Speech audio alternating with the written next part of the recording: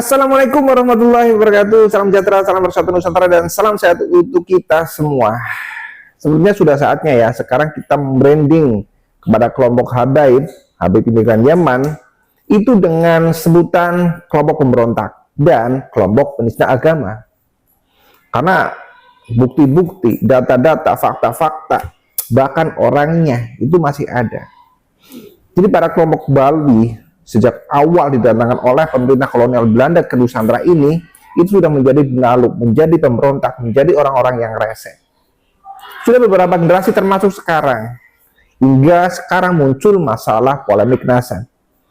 Ya karena para Habib Balwi yang selama ini mengklaim kelompok mereka itu adalah Dzurriyyah Rasul, ternyata ada yang jadi didengkot PKI, ada yang jadi didengkot ormas terlarang, ada yang sudah murtad menjadi pastur, ada yang pokoknya macam-macam deh, ada yang tukang ngambil apa begitu, itu ada sebuah kewajiban bahkan. Dan saya pikir sekarang sudah saatnya kita membranding mereka itu sebagai pemberontak negara dan penista agama. Assalamualaikum warahmatullahi wabarakatuh. Selamat datang guys di channel Diam Saudara.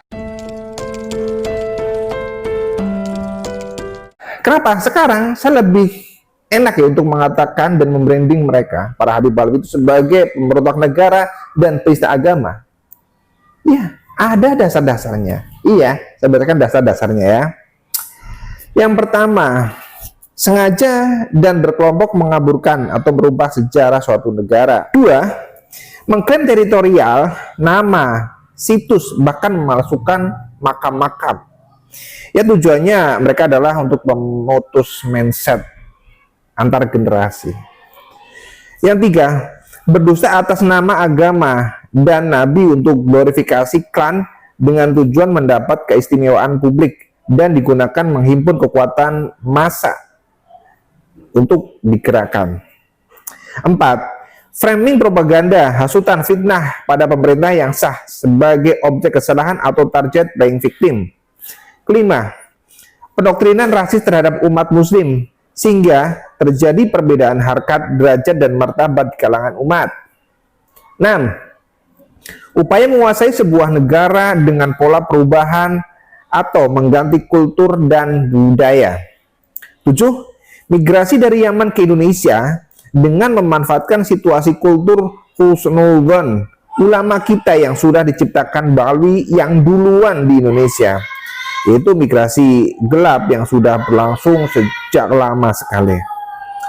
Kemudian yang delapan adalah membedakan sendiri ras mereka tanpa mau sederajat dengan ras pribumi. Itu adalah ciri-ciri tidak memiliki rasa nasionalisme dan menganggap kita adalah kaum di bawahnya. Ya, mungkin ini atas dasar dulu pada saat pemerintah Belanda itu memberikan hak yang istimewa bahwa kelompok Arab atau Timur Tengah itu menjadi kasta kedua dan itu di atasnya pribumi. Atas dasar itu sudah layaklah mereka untuk kita berikan label pemberontak ya, dan saya rasa sudah saatnya kita menumpas mereka.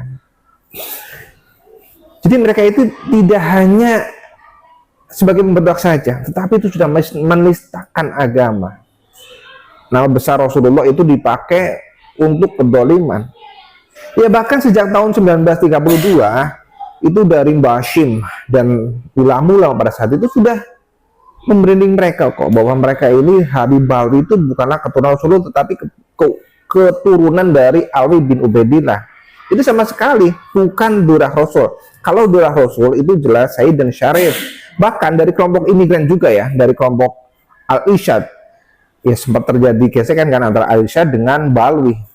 Saat itu Al-Irsyad pun tidak terima ketika nama besar Rasulullah itu dipakai oleh Balwi.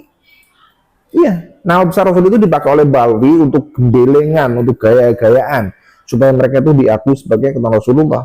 Tentunya di Indonesia ini mereka gunakan untuk menindas. Iya, untuk menindas.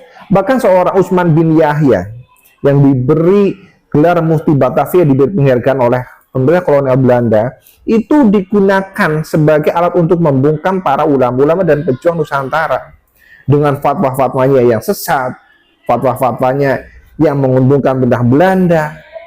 Sehingga banyak sekali para ulama dan para pejuang yang menjadi korban. Iya, banyak sekali ulama yang digantung karena fatwa sesatnya dari Habib Utsman bin Yahya.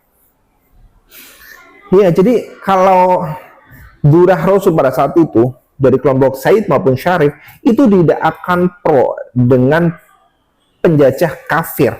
Ya saat itu jelas-jelas kok bahwa pemerintah kolonial Belanda itu menjajah Nusantara yang saat itu ditentang oleh kaum muslim, para ulama-ulama muslim dari kalangan keturunan Said dan Syarif.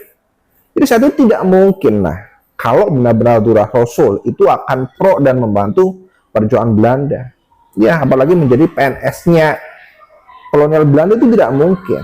Tetapi hal itu dilakukan oleh Habib Utsman dan para klan Bawi lainnya.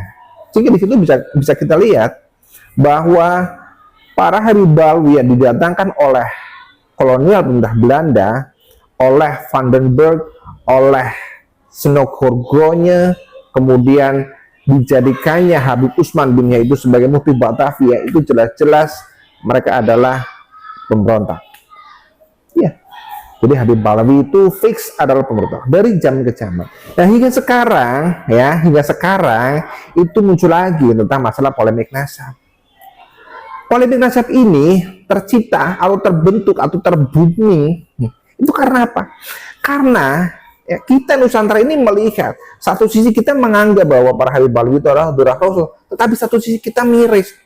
Kok ada Durah Rasul modelan seperti itu? Seperti Bahar, seperti Rizik, seperti Habib yang lain.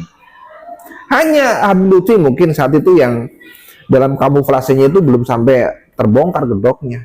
Kalau melihat Habib radikal kayak Rizik, kayak Bahar, kita miris. Masa sih Durah Rasul seperti itu? Akhirnya oleh Kiai Maduddin Utsman Al-Bantani itu dicari bukti-buktinya. Ternyata dengan dikumpulkannya sekitar 260-an kitab-kitab nasab dari Nakobah Internasional itu berkesimpulan bahwa Habib Balawi itu bukan Durah Rasul, nasabnya itu terputus, bukan kepada Rasulullah tapi kepada Mang Ubedillah. Kemudian di dalam pembelaannya, oh itu hanya oknum saja. Kemudian kita tokohkan Habib Lutfi yang seolah-olah itu menjadi wali, ketua Torekoh internasional. Nyatanya Lutfi bin Yahya adalah orang yang lebih berbahaya. Jadi Lutfi bin Yahya itu adalah pemberontak versi zaman now. Dia menjadi pewarisnya Utsman bin Yahya. Ya gerakannya gerakan cantik, kalem gitu. Kalau Rizik Bahar itu mungkin seperti Sofyan Barokba dan Aidit itu yang mainnya itu main kasar, main keras. Tapi kalau Lutfi bin Yahya tidak, mainnya main halus, dan ini lebih berbahaya. Jadi sekarang sudah saatnya kita membranding mereka dengan sebutan pemberontak. Kita sudah tidak perlu untuk berhusnudon, untuk berzon lagi terhadap mereka. Sudah, sekarang bukan saatnya untuk berhusnudon terhadap mereka. Dan sekarang sudah saatnya kita melawan mereka. Dan kita harus tumpas kelompok Ba'alwi. Ya, karena mereka adalah pemberontak yang sedang menjajah negeri kita. Ya, karena siapa lagi yang menjaga negeri ini kalau bukan kita? Mari kita jaga negeri ini dari tangan-tangan orang-orang jahat, dari para pencuri makan dan dari para pencuri asal.